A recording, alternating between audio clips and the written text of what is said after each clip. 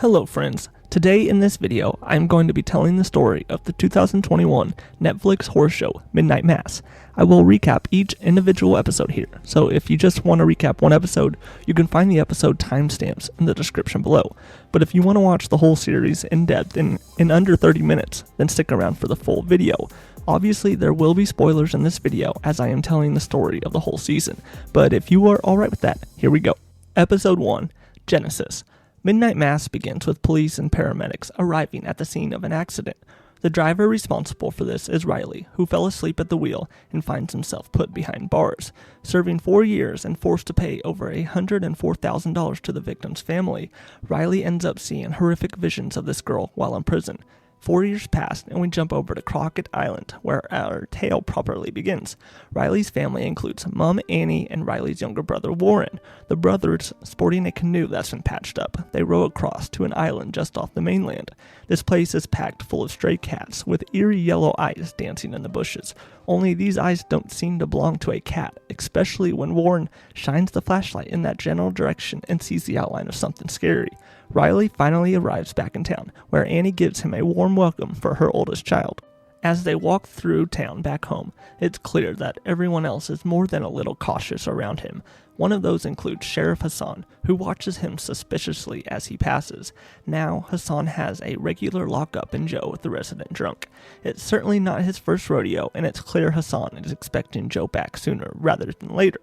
Riley has missed a lot, and one of the more pressing concerns falls to Erin Green, the daughter of his old school teacher in town. Riley has a soft spot for her, and his heart sinks when he learns that she's pregnant, but the father is out of the picture. Back home, Riley decides not to attend church anymore, which very much upsets his father, and his dad says if he is going to be living under his roof, he must attend church. Call it his parole. Well, another condition of his parole, and a constant haunting, is that the dead girl shows up at the foot of his bed every night in his nightmares.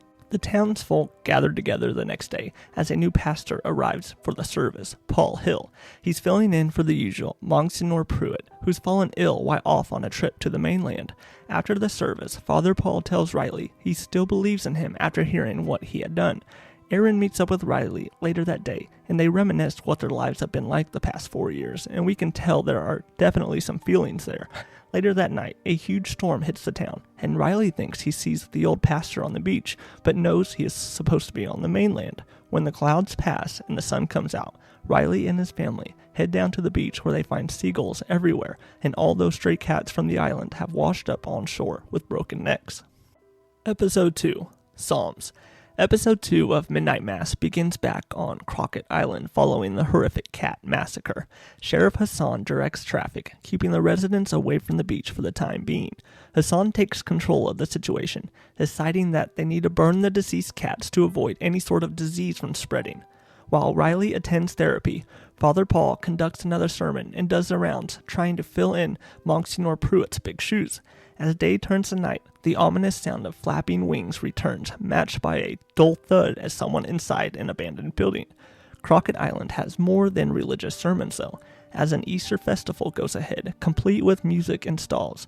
In the wake of this, Paul sits with Riley and encourages him to ditch the AA meeting on the mainland and stay on the island. After all, he could set up his own chapter to help.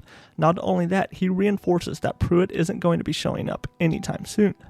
Things take a turn for the worst at the festival, though, when Joe's dog, Pike, suddenly dies after being poisoned. Joe is absolutely convinced this is a deliberate act, and the toxicology confirms as much. When Hassan finds out, he confronts Bev. She was talking about rat poison earlier in the week, and her nonchalant attitude to Pike dying doesn't look good. Is she responsible? Meanwhile, Riley and Paul have their first AA session. Paul is convinced that alcohol isn't good or bad, pointing out that Jesus turned water into wine. As they discuss this, Riley opens up and admits that he killed the girl while drunk driving. He points out the higher power that could be out there, refusing to do anything to help people in real need. He's brutally honest, going on a monologue about the absurdity of believing misery and sacrifice as a gift from God. Elsewhere, Erin hears creaking around her house, which is followed by an ominous dark figure lurking outside. She's not the only one seeing things, though, as Sarah's mother, Mildred, sees something outside that apparently peeked right up at the window. In the morning, service goes ahead at the church. Father Paul finds himself constantly watching Lisa, a disabled teen, encouraging her to rise up from her chair and take the body of Christ. And just like that, she rises up and manages to step across the room to take it. A miracle, or something much darker lurking in the shadows? Episode 3. Proverbs. Episode 3 of Midnight Mass returns to the church after the eventful service, and seeing Paul in the confessional booth, he reveals that Monsignor Pruitt is sicker than they thought, and he's been lying about his health. Pruitt has been suffering from a nasty bout of dementia, and it's only deteriorating further as every day passes. Paul has been lying for the town's benefit, as Crockett Island witnesses a miracle. Given Sarah is a doctor, she wants to see Lisa on the mainland to do some tests and figure out how she was able to walk again. Her parents are determined to keep her where she is, unwilling to do more tests. Very odd indeed. With Lisa now able to walk, Father Paul hurries to his personal chambers, coughing up blood. Paul and Riley then have their next session, and much like Sarah, Riley is convinced that Lisa has healed herself unknowingly. However, Riley says Paul must have known this in order to encourage the girl to rise up and not be ridiculed if she didn't, and Paul chalks it up to the glory of God. The next day, Father Paul collapses mid-service. When he regains consciousness, Bev is there to oversee proceedings. As Sarah examines him, he's dehydrated and clearly suffering from some sort of virus. We then learn it's actually Joe's fault that Lisa stopped walking originally. He used his grandfather's gun to shoot Lisa in a hunting accident. This could well explain his drinking too, given he's consumed by guilt. But Lisa has hated him all this time. However, standing in his caravan, she forgives him for the sin.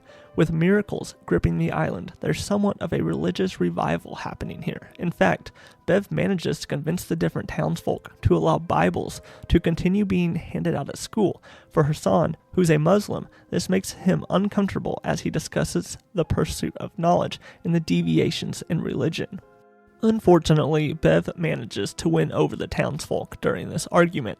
It also sways Ali, too, who confronts his father later that evening and questions his own religion and beliefs. As Hassan shuts the lights off that evening, something seems to be lurking at the window.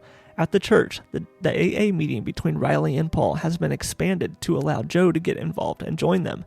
After the meeting, Paul seems to be extremely ill and starts coughing up blood and collapses on the floor once again. As we cut back in time, we see Father Pruitt descending down into the caves where a winged beast arrives and bites at his neck. As it stands up, looking down at the priest, the creature cuts its wrist and forces the priest to drink its blood. Back in town, Paul suddenly awakens and draws breath in front of everyone. As the camera pans across the wall, an old newspaper clipping shows Father Paul, and this seems to reinforce that Paul is actually a younger version of Pruitt. Episode 4. Lamentations. Episode 4 of Midnight Mass begins with Sarah examining Aaron. When she does a scan, it seems like she miscarried her baby as it's not in her uterus anymore. After taking a blood sample, Sarah is shocked to find the vial steaming and catching fire when reacting with the sunlight. Meanwhile, Bev and Father Paul are talking about his recovery, and he seems to admit to her that there's something godly inside of him. He even proves this when he shows that the sunlight will burn his skin and he can't go outside. Later that day, Aaron and Riley sit together and talk. The revelation that she's no longer pregnant has completely wrecked her, especially given her pregnancy saved her from a miserable and horrific ordeal on the mainland. Riley, meanwhile, talks to her about his dream. Aaron is a strange enigma, operating somewhere in that gray area between believer and atheist, and quizzing Riley, and then they discuss what they think happens when you die. Riley gives a very scientific answer, showing his faith has not been fully restored quite yet. As day turns to night, Father Paul leaves his house and walks through the grounds, muttering passages from the Bible, and he heads over to see Mildred in order to continue their usual mass session. While this goes ahead without a hiccup, back home Paul doubles over and finds himself struggling. In fact, that evening he even drinks a whole vial of alcohol too. Mid-drink though, Joe heads over and admits Paul looks remarkably similar to how Pruitt used to during his younger years. Paul tries to talk to him about his alcoholism and managing to fight against his urges, encouraging Joe to come in for a hug. As he does this, Paul refuses to let him go. Eventually, seeing Joe pull back, he smashes his head on a table and Joe collapses, blood oozing from the skull. Paul doesn't call an ambulance though and starts drinking this man's blood on the floor. In the morning, Mass looks set to go ahead, but there's a problem. With Joe dead and Father Paul sitting in the corner of the room, blood cakes his clothes and mouth. Bev shows up and decides to get him cleaned up, nonchalant to the entire murder scene. It's pretty clear Bev thinks Father Paul is an angel and murder is okay now. She leads mass, encouraging Dolly to start singing and keeping the townsfolk busy, while Bev brings Wade into Paul's chambers. She wants them to dump Joe's body out at sea, hiding the evidence completely. On the mainland, Erin received some devastating news. Apparently she was never pregnant to begin with, given the hormones in her body are all at normal levels. Erin is confused and absolutely devastated, eventually heading back to the island. Riley goes searching for answers with Father Paul, but is crushed when he finds out Joe isn't in the meeting, given his sister has passed away, something he revealed to Riley the previous evening. Paul lies to him and claims Joe has gone back to the mainland to see her. This immediately rings alarm bells as Riley realizes he's lied. That evening, Paul is visited by the angel of God and shows up to release his blood into the empty vial sitting atop the table. Riley, still reeling from Paul's lies, heads over to the community hall and sees this strange demon. As he does, it suddenly pounces on him, proceeding to suck his blood. Episode 5, Gospel. Episode 5 of Midnight Mass begins with Riley's family concerned that their son hasn't returned home for 2 nights now. Erin too is concerned, checking her phone and texting him frantically. Meanwhile, Mildred seems to be de-aging, given she's lighter on her feet and has picked out a new outfit for herself too. Sarah is understandably shocked and tries to wrap her head around it. The townsfolk are even in shock when they see her up and about around the town. With Joe missing, Hassan begins to do the rounds, trying to find out what's happened to him. Erin only compounds his worries further, admitting that Riley has gone missing too. Erin admits that they were talking about death several days prior, something that's made worse by Evan's miscarriage. The congregation goes ahead that night, with Father Paul standing up and discussing God's army in the meaning of Good Friday. He promises that they're going to do good things, as Mass ends and Millie walks away. She's shocked by the words being spoken and demands Sarah not go back. "That's not my church. That's not the man I knew," she says, horrified. Meanwhile, Riley returns absolutely fine to Erin's house that evening. He wants to go for a boat ride, encouraging her to join him, and she does. We then cut back in time to the moments just after the demons seem to slaughter him. Paul inexplicably manages to unsnap Riley's neck, bringing the man back to life. He admits that death doesn't have to be part of him anymore, encouraging Riley to take a seat. Now it seems like he's suffering from the same affliction as Paul. He unveils that he's actually Pruitt, only younger, and asks for forgiveness regarding the lie he told about Joe's sister. Paul continues on, claiming that Joe Colley has gone home. Riley realizes he's been killed, but is taken aback when he learns the creature in the room was actually an angel. Riley was brought back for a reason, and Paul urges him to seek courage and embrace why he's there. Bev has fully embraced this too, working with Paul to do God's will. As Paul continues to spill his words, he tries to convince Riley that what's happening is a blessing and he should embrace it. As Riley heads home, Bev worries that he's not a reliable vessel. She's a witch, just throwing that one out there. But now we jump back to Riley and Erin on the water, and he explains he did this because there is nowhere for him to run, and he doesn't want to become a monster. And when the sun comes up, Riley burns into ashes right in front of Erin. Episode 6, Acts of the Apostles. Episode 6 of Midnight Mass begins on the boat as Riley's remains float across the wood. Erin moves the ash with her bare hands and rows back to the island. Erin stumbles over to Sarah's place and reveals her crazy story about Riley. Although it is physically impossible, Sarah believes her. Given the blood vials, she too confirms her story by moving a petri dish to the sunlight and showing it goes up in flames. This singular act is then met with more surprise when Mildred shows, younger than ever before. Riley's parents then find goodbye letters in their home, and his dad goes to talk to Father Paul, and Father Paul tells him he has gone to the mainland, he is just fine. Erin knows the truth about what happened though, and encourages Annie to join her that night, only given it's the night of the Easter Vigil. They have no plans to leave the island. With no other choice, she spills the truth about Riley's death, but Annie refuses to listen and doesn't believe her. Later that day, Sarah, Mildred, and Erin all head down to the shore, intending to go to the mainland to get those blood samples tested. With no ferry and all the boats docked, the trio leaves empty-handed and cannot leave the island. However, they are reminded of the Easter Vigil that evening. In the Hassan household, Ali convinces his father to join him at the vigil too. As night descends, all the different residents begin walking up the streets and singing hymns. Eventually, the entire community gathers in the church for Easter service. Paul immediately reveals the truth while there, unveiling that Monsignor Pruitt is actually himself. As the service continues, in front of everyone, Sturge collapses and begins convulsing. He eventually passes, but this seems to be a ploy to bring the body back. And just like that, the angel waltzes in through the front door for the entire congregation to see. Brandishing its wings before them all, Paul speaks on behalf of it as Sturge is brought back to life. And just like that, all the believers brandish a glass full of liquid. This certainly isn't orange juice though, it's poison.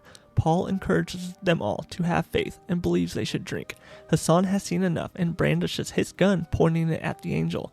Unfortunately, he's tackled to the ground before he can fire. Defenseless, he's forced to watch Ali choose God, while everyone else does the same and drinks their special death cocktail, doubling over and dying. Mildred has seen enough and grabs Hassan's gun, shooting Paul in the head.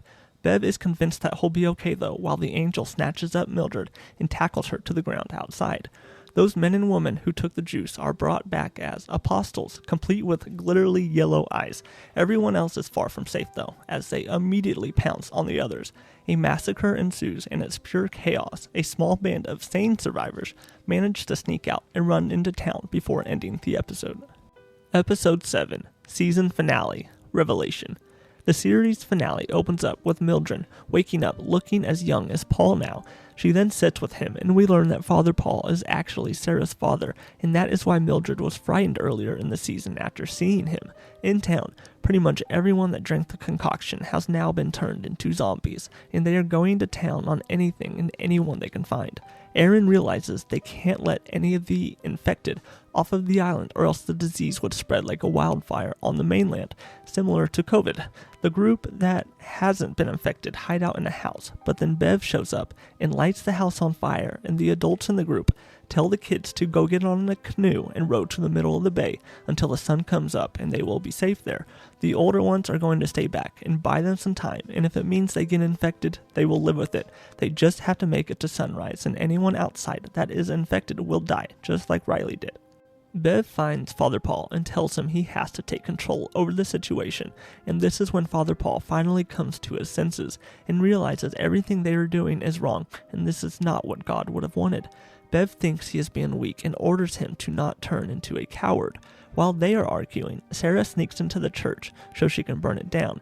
She is trying to burn every house down in the town, so when the sun comes up, the infected will have nowhere to hide and they will all die. Father Paul sees this and goes inside to talk to his daughter, and he tells her he loves her and to do what she has got to do. Sturge then barges in behind Sarah and shoots her dead right in front of her father, and she won't drink his blood and turn into a vampire like everyone else. Outside, Aaron is trying to burn all the houses down, and she runs into the demon angel, and the demon attacks her and starts sucking her neck and blood. As he is going to town on her neck, she uses a knife to cut the demon's wings, and hopefully he won't be able to fly away by the time the sun comes up. Lisa and Warren make it out onto the bay and wait for the sunrise, and when it comes, they look on and see their childhood home in town go up in flames, and all of the infected are killed by the sunrise. The series ends with Lisa telling Warren that she can no longer feel her legs and the healing island is no more. And that is it for this series, friends. Thanks for sticking around and watching if you did. Are there any other series I could do like this one? Let me know in the comments below.